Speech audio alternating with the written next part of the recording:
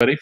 So today we're gonna do a short one. I think we wanted to not do anything, so we're gonna do something, but we're not gonna have a ton of time. So we talked with Ryan a little bit. I think got a plan because both him and me made actually a lot of progress last night, I guess, or this morning. Let's see how much of that we're gonna be able to package up in I don't know, half an hour, 40 minutes that we got to work with. Mm-hmm. So, Ron, you want to take over the shop? Yeah. Yeah. Why not, bro? Give me one moment. Yeah. So, while we were dealing with some technical difficulties, I sort of just made use of the time and went ahead and did a few things. I'll show you what I did. Do you want to bring up a browser window, some description? You could go impressionist, Right. but I feel like perhaps not. That's closed. Okay, so this is where I'm currently at. So, for those of you that have been following around with our, headless chicken running around, we ran into some troubles with the source injection stuff. Just basically realizing we were kind of trying to be a little too clever about things a little too soon. Well, I would say we are, attempting something that is intuitively difficult to hold in our heads. Right. And so I think, it takes us a few days to really understand what is essence and what is like superfluous. So we've got a minified understanding now of what we truly need. Maybe tomorrow we'll find even less isn't necessary, but anyway. So what we've done is we basically introduced like a workspace for us to prototype. So on the left hand, this is an editable component, right? That is not editable. Great. That broke something. Okay. Can't tell you how much it annoys me that it's on the left and on the right. Really? Yeah. Oh my god, it disagrees with me. Anyway, let's pretend like it's not on the wrong side. Okay. Well, the idea is basically to have an editable workspace that you can see over here. Right? Yep. So that we can ask GPT just for change sets, and then we can copy paste them over, and then we let that needs unpacking now. So basically, the big problem we've been struggling with is that let's go all the way back to the start. So what we're doing is we're trying to make a ChatGPT user interface by using ChatGPT, and some of that is because, hey, it works, and some of that is because we want to understand what the problems with doing this are. And so counterintuitively and very recursively, we did hit those problems while trying to do this, which led us down the path of trying to figure out how to continue to make progress while not, having a dog slow iteration loop.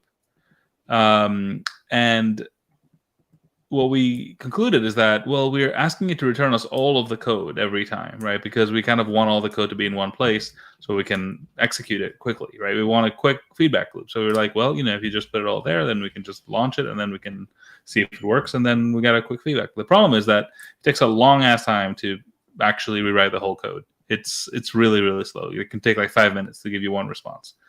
So in our quest to basically accelerate things, we have actually slowed them down. Womp womp. Very many such cases. Now, what we came up with is that if we told it to do just the functions that we need, that it wants to change, basically, then it has to send us a lot fewer characters. So then we're speeding up again, so that's good. But the problem is that we now have to somehow take those functions that it's sending us and assemble them with the rest of the code. So that's bad. So what we've done here is we've got a workspace on the left, and a chat on the right. The idea being that, this is my code, right? And this is my and that code, by the way, that you see is the code that implements the page that we're using, right? So it's kind of recursive. And we're going to request it to make some improvements that we want. But the procedure is going to be make these improvements, give us the functions. We'll take the functions, we'll put them with the code so that we actually end up faster. Now, is the intent that we will do all of this by hand forever? No. However, the things that we're doing manually, we have confirmed that code can do automatically, right? So without getting a large language model involved, which is expensive and painful. So what we're basically doing is right now we're doing this by hand because that will get us the speed of development that we want, and then we can automate to go even faster. But long story short, that's what Ryan's doing. Yeah.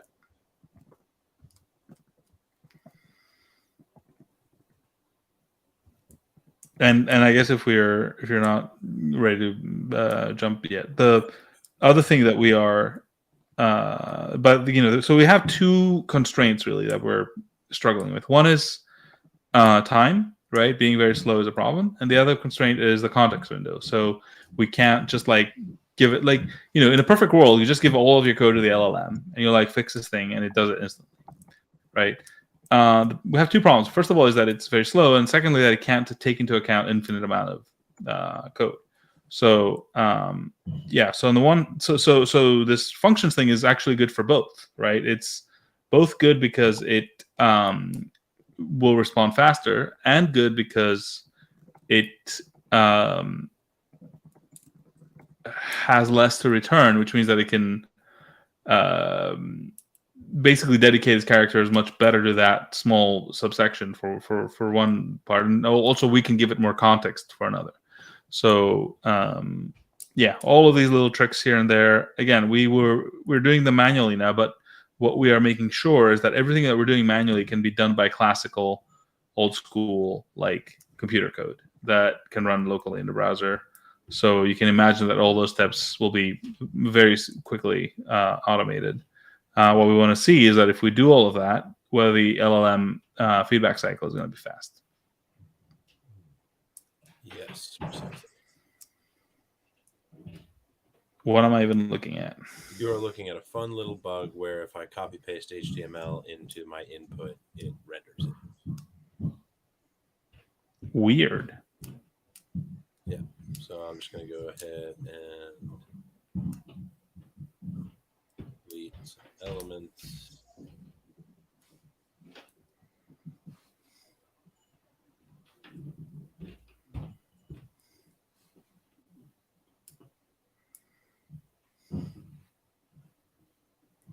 So I've got this thing. I'm basically just doing some cleanup right now. So here's the source code editor on the left, and you can see if I press the spawn button, it opens me up a fresh tab over here. Oh, let's talk about that, because I don't think people have got that. So that's another one of those things where we initially came up with a very complicated solution, and then we figured out a much simpler solution. So this is my brainchild, so I am very pleased with it. But last night I figured out that there is a way for a page to design a new web page and to open that web page in a new tab. And you might say, okay, why is that such a big idea? I've seen web pages open tabs forever. Until yesterday, we were trying to basically do the same thing by having an iframe underneath the frame, right? And then continue recursing, which means iframes and iframes are a complete mess. If one page crashes, it could take the other one with it. The space management is a mess. We didn't have any features because we just were building it. Whatever.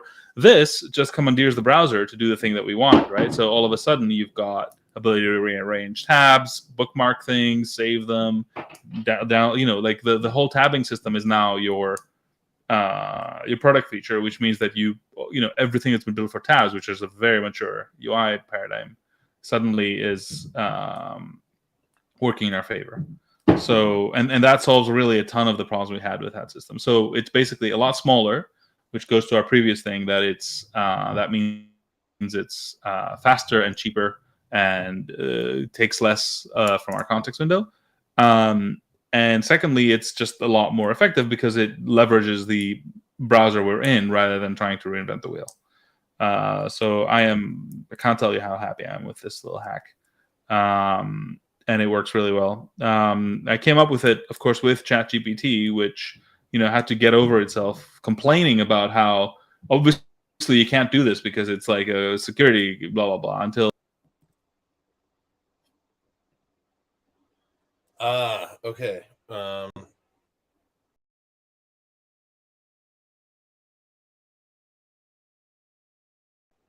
We've been having some network difficulties, but given that you're there.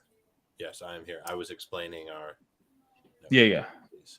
So what's anyway. okay, I think I had my monologue, but what's your story? I don't think anything you said has come through in the last few minutes. Okay.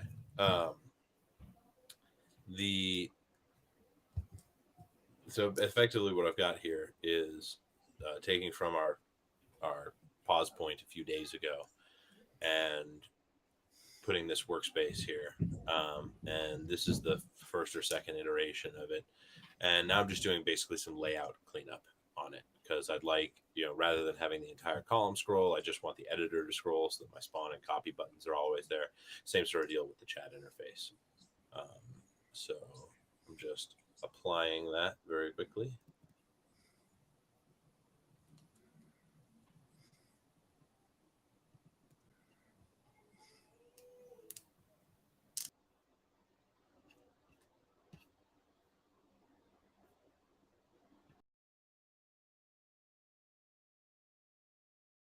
There we go. So same thing happened again. I don't know why. Yeah, as I was saying, I was just doing some layout cleanup. So now we have, here's my chat log, here's my input message. We've got the API key down here. Got a nice send button, got a spawn and copy button.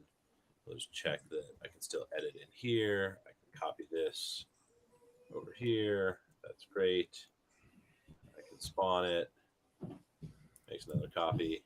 So this is a nice little save point. I think I'm happy with this. So I'm going to copy it, and off screen, I'm just saving this to a local file. But we can keep iterating right in here. So where would we like to go from here? Yeah, and I mean the other thing we can do, not now, but as a next step, is a little commit button, right? Spawn copy commit. Right. Commit right? gets trickier, though, right?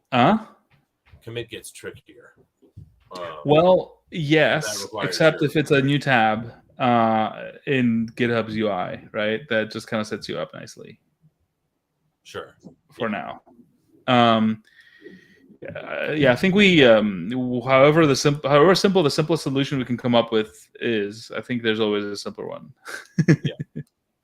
Okay, so shall we try to do this thing where it returns us a function, like a little function? Oh, sorry. There's a bunch of things missing here, right? We don't have fine-grained control of the API, and I don't mind if it's GPT-4 only for now, but I would like the parameters. Sure. You know what I would like, actually? Actually, why don't you tell me what you would like? Yeah, I would like this chat thing to be a carousel of conversations, such that I can create a new conversation or reference an old one. And I would like my entire chat history to be saved and hydrated from local storage.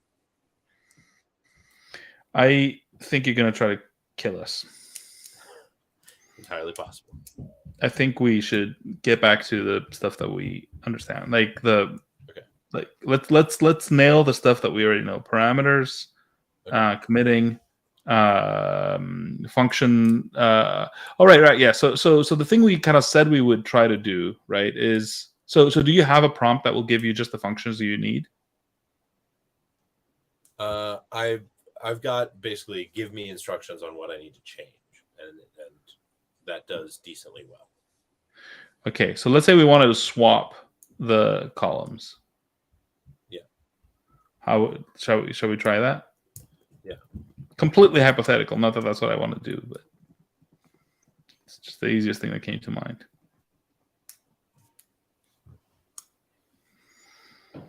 And now /source takes from the left. Say what? /source takes from the left. It still takes from the Okay, the way it does it. document. We should we do that? Yeah.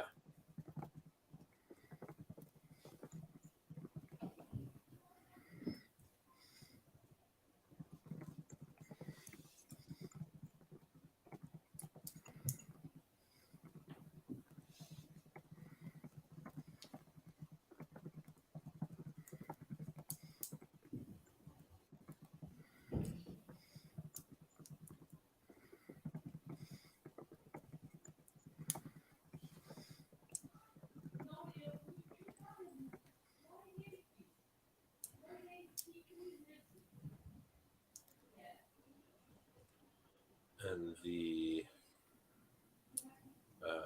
chat is on the left.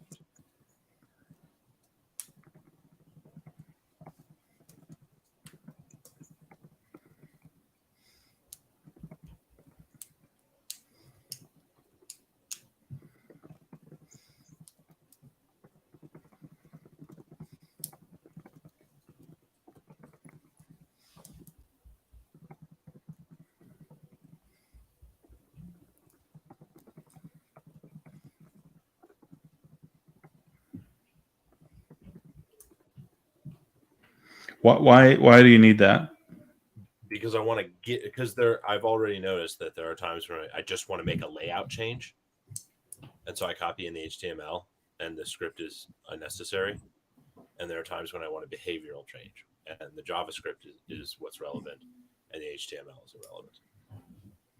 But I'll pause it. I'll do that at a different step. It's okay. No, what I was thinking is that like another thing that we might want, not now, continue doing this. Well, you know what? Just send this, and I'll tell you what I think is going to be exciting for you next. So okay, so we've sent over the request, right? Mm-hmm. Okay, so we're waiting for the response. So we'll find out how fast it's going to do that. So what will be cool is that the left thing is actually a tabbed interface that has source, tests, spec, right? Yeah. So then we can refer to all of those with our shortcuts and start developing some procedures. Yeah. Right. I think in the long run, this thing on the left either disappears or becomes minimized by default. Yeah. But the paradigm itself of having a local buffer that you're working with, I think, is essential. Yeah.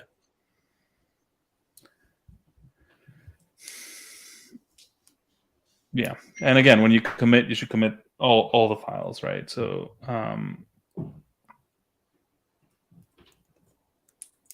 Yep. Yeah, so we're basically making these little applets, I guess, but we call them applets. But the point is that they're more complicated than usual than most applications. So yeah,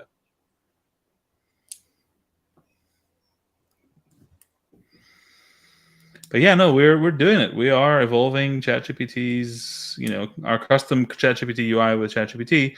And by the way, the reason that is exciting is not just because it's exciting because, hey, why not? It's exciting because when this gets a little bit more mature, it's going to be something that people who are working with ChatGPT are going to be able to do, right? And honestly, so basically, you'll have a UI that you yourself are able to modify as you go for whatever reason you want, right? If you come up with a good idea for whatever, you can just add it, and if you like it, you can send us a pull request. And if we like it, we can just release it to everybody else who's using the same system, which kind of means that we're all now sharing our ideas and our sort of interaction paradigms that we like, which is something I think that's missing from modern computing, right? Like everybody's using stuff like in a very read-only way. Most users are not able to make any changes, never mind contribute to how everybody else uses the technology. So, this is this little, humble UI that you're looking at is actually aiming at a fundamental problem in computing.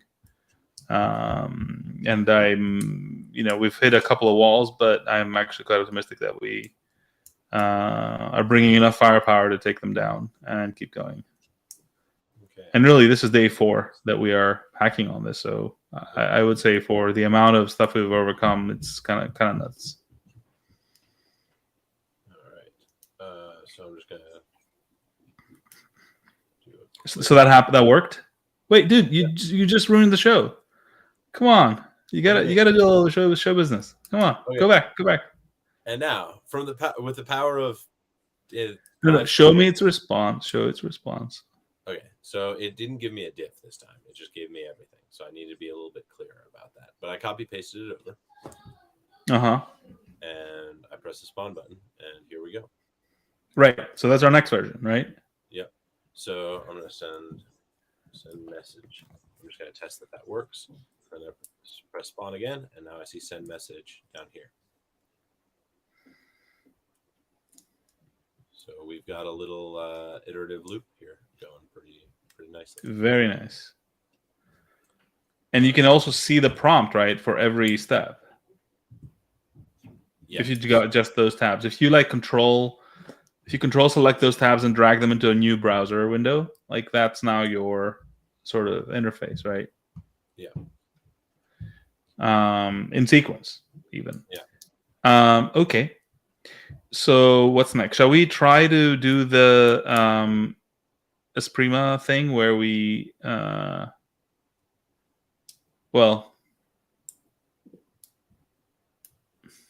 I don't okay, so there's that. Shall we? Okay, let's try to bring back the parameters. Let's see if that works. Yeah.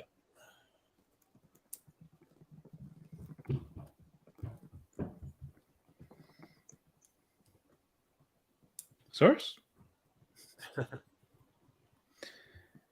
The best way I have for getting a quick parameter lowdown is: do you have better GPT.chat or whatever it was? Oh, Chatbot UI? No, the other one, the better. No. Can you just type better GPT.chat? Yeah. In a new tab. Well, you don't want that. This is a new tab. Okay. Just looks exactly like it. Just the X there. Okay, go to the top. Okay. Just click any of these, really. Inspect them. No, just click. Just forget your guru knowledge. Okay, now copy this whole thing. Actually, what is the 3.5 thing that it's talking about? Is it different for 4? No, I think it's just Right. Okay, fair enough. Yeah, just copy all this text. Yeah. Right. And I think that's kind of like a good starting point for explaining to ChatGPT what these things are, and what we want from them. Yeah.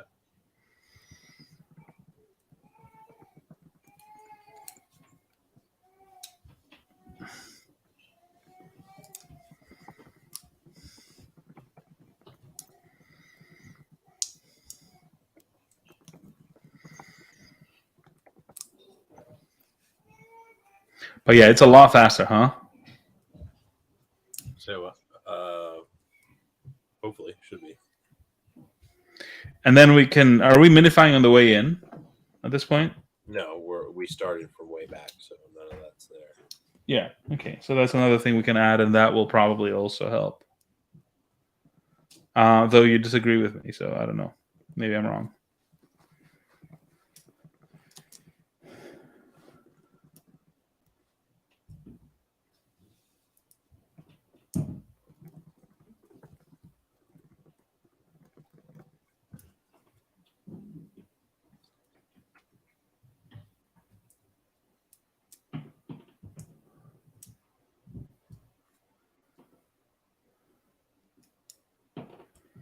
Yeah, I don't know if we need to give it the variable names as well. The variable names are in there. Top P. Where? Although it's Yeah. temperature. Although it might set them as caps or something stupid. But And the one that I know, which is the max tokens, it's not. Is it there first of all? Yeah, Yep. but it doesn't say max underscore tokens. yeah.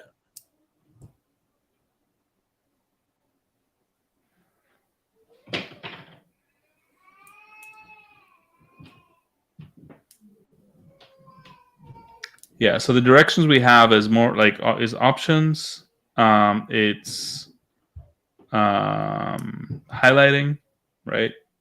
Yep. It's but really going back to the basics, right? This is a combination of three models. One is the LLM, which we've got. Mhm. One is the browser, which we've got. So the third one that's missing really is GitHub. Yeah. Like if there's an easy way to Oh, nice. It did it right. cool. So here's my send message that it gave me a nice partial of.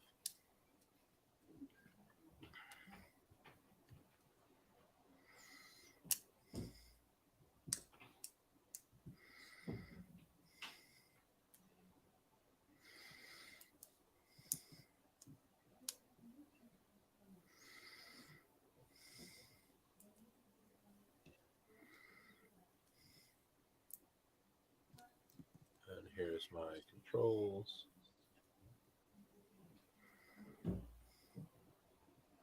It says put after the div class flex call space by 4 block.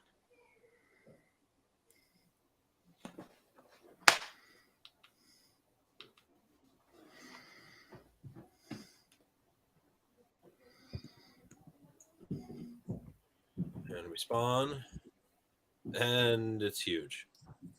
Okay. I think you need to go back now to the previous version Yeah. and say retain the original size for the chat and message window, basically. Even if you need to have a scroll bar. Or I mean, I could just say it. Change the layout so that. But we don't like. I mean, maybe make them collapsed if you want, but we don't really need those most of the time, right? Yeah. Yeah. Let's do that. Let's make it collapsible. Default closed. Yeah, and you can put the API key in that group, I guess. Yeah. And I guess the API key should have a title too. Yeah. Okay, I'm feeling the speed now. I'm feeling the speed. Nothing like previous times.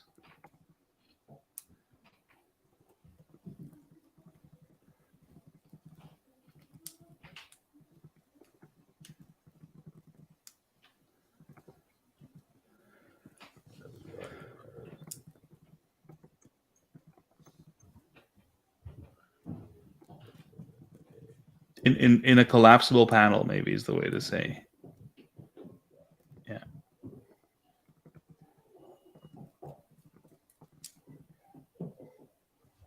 Should we also add model in there for good metal? Yeah, for good measure. Sure.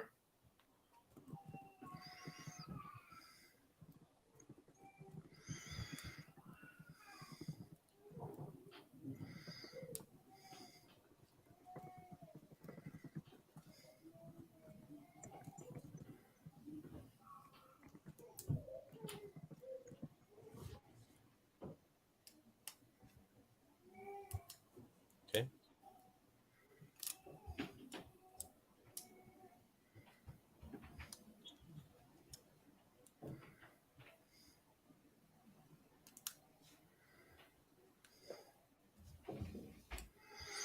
That's why we're called Bootstrap AI.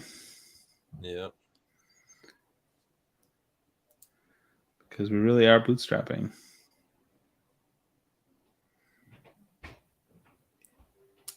But why is your user input is still tiny? Yeah, because the chat log expanded as big as it could be. That's just another layout thing that we can tweak. I see. Yeah. I mean, we can remove the. Have we sent the prompt over now? Yep. Okay. Never mind then.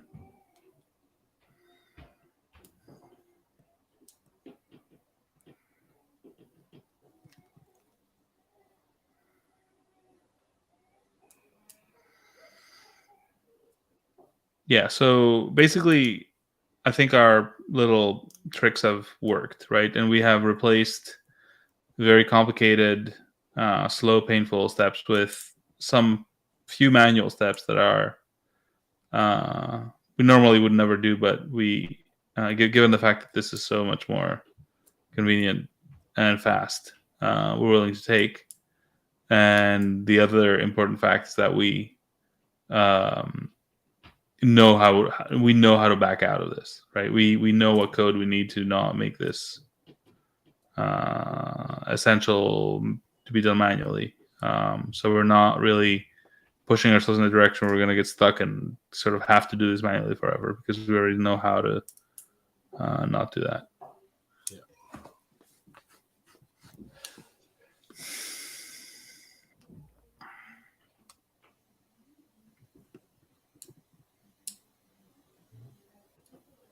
Yeah. Okay, spawning new version. Oh, gorgeous.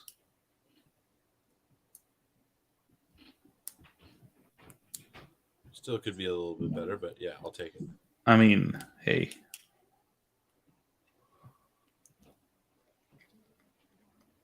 You know, another panel we can put in there What?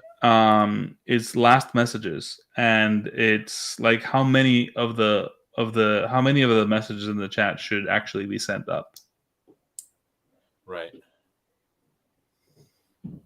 Also a Oh, how about displaying the system prompt and then making the messages editable? I think these two gives yeah. you an editable system prompt. Maybe we can just do that now. Yeah. It's that because it's a meaningful feature. You know, we could plausibly actually do in one shot. Yeah. Because we only have like I'll need to run afterwards, but so we want to display the system prompt. We want to display the system prompt, which we should make sure is only shown once at the beginning of the thing, of the conversation. And we also want to add an edit button to every message that makes it editable in the history. But of course, that doesn't mean anything until you send your next message, at which point all your messages still get. Yeah. Let's do those in two separate phases, if you don't mind. Okay. I do, but okay.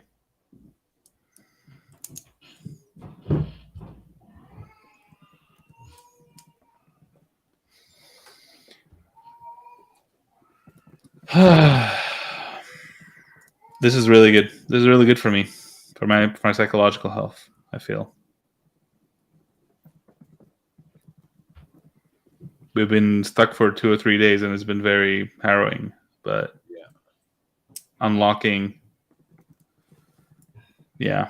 What I always tell software teams, and of course they hate it, is that they don't talk about the problems that they have enough. Yeah. Like, you know, people think they're just gonna like hero the solution out. When I mean, what we've been doing is I don't think we've been throwing a ton of code at this. If anything, we've just been hitting the hardest part of the problem and then just thinking about it a lot and talking about it a lot, and then we find a way to do it without bringing in a ton of complexity, and then we move on.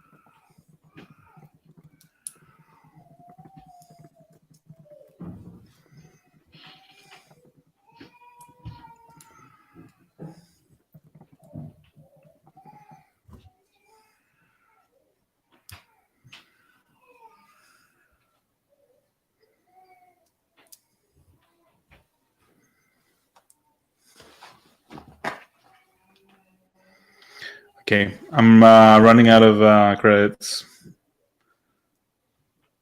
Out of Streamlabs credits? No, the family API credits. Ah, yes, of course. Far less forgiving. Yeah. So what have you done now? I asked it to make a system prompt multi-line input into the configuration panel. System prompt should always be the first message in the message history on API requests. Okay, but that's not what I was saying. Is to avoid that by just having it show up, and then by making it editable, making all messages editable, we get for free. Oh yeah. See what I mean? Anyway, okay. I think we pause here. Then, are you gonna put it up on GitHub? Yes, I will commit it. I'm just a sort of. I'm going to do this as a new file rather than indexed HTML. It'll be next HTML unless you want me to overwrite the other stuff. Sorry, what? Never mind. Yeah, I'll commit this. No, but I want to understand what you just said. Oh, I was gonna save it as another route. I was gonna have it be next.html instead of Why? just to have it be a new branch. But that's why I talked myself out of it as I was talking. Right. I did not do that. Yeah. No, just do it. We've got Git history. You don't need to have your old code as a comment. You don't need to do final version, final one. This time for real. We've got version control. You can do the right thing, the right way. I can, but I really don't want to. But rest assured, the problems have been thought about and resolved, and you don't need to worry. Yeah. I kid. It is it fucks with your mind sometimes. All right, cool. So let's park this today here. I think tomorrow we're gonna try to start something a lot earlier than this. And we'll take it from there. Sounds good. For Workstream 5, which honestly, I mean, if we just do if we just find the right cheat, we just might be able to put stuff on GitHub through here, right? Maybe through a new tab. Okay.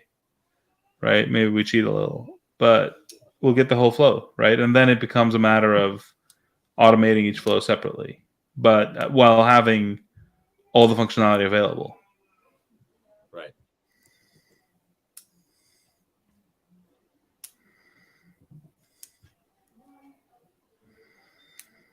Okay.